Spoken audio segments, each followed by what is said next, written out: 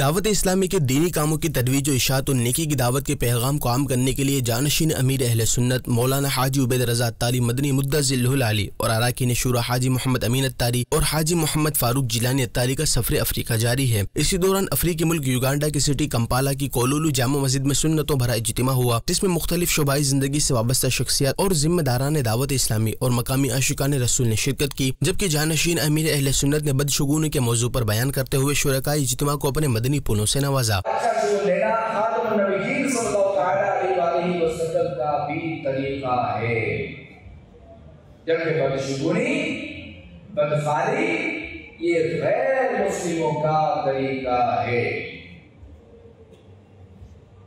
اچھا شگون لینے سے اللہ تبارک و تعالیٰ کے رحمت و کرم سے اچھائی اور بھلائی کی امید ہوتی ہے، جبکہ بدشگونی سے نا امیدی پیدا ہوتی ہے۔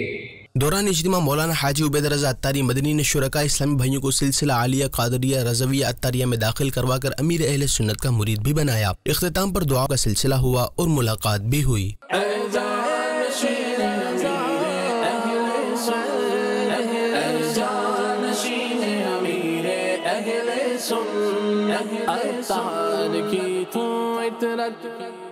جانشین عطار کیا خوب تیری نسبت، اے جانشین عطار اے جانشین